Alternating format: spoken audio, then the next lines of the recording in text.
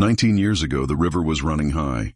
It was early spring in Wisconsin, the kind where winter hasn't fully let go, and everything smells like thawing earth and rusted metal.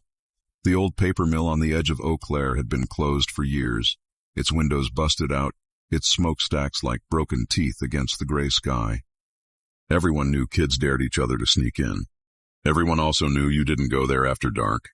At 11:42 p.m., a patrol car rolled to a stop at the rusted chain-link fence. Officer Maren Kowalski stepped out first. Her partner stayed by the cruiser, hand on the radio. They could already hear it, the low growl of generators that weren't supposed to be running, the slap of water against concrete from the river below. Floodlights snapped on without warning. "Police!" Maren shouted, squinting against the glare. "Show your hands." The light revealed chaos instead of answers. Inside the mill yard, trucks were backed up to a loading dock, their plates removed, engines still hot. Men ran in different directions, boots pounding, shadows scattering like startled birds. Someone dropped a crate that burst open, glass vials skittering across the pavement, clinking dangerously close to the river's edge. Gunfire cracked, not wild, not panicked, controlled, too close. Maren ducked behind a concrete barrier as a bullet chipped stone inches from her head. Her heart slammed hard enough to hurt. This wasn't a burglary. This wasn't kids messing around. This was organized, and it was bad. Her partner yelled into the radio, voice tight. "Shots fired! We need backup now! Hazmat too!"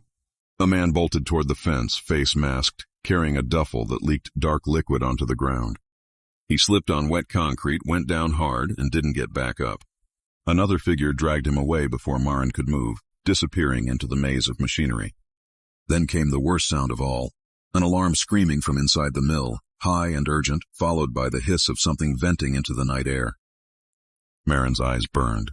She pulled her jacket up over her mouth and backed away, shouting warnings she wasn't sure anyone could hear anymore. By the time state troopers and federal agents arrived, the trucks were gone. The men were gone.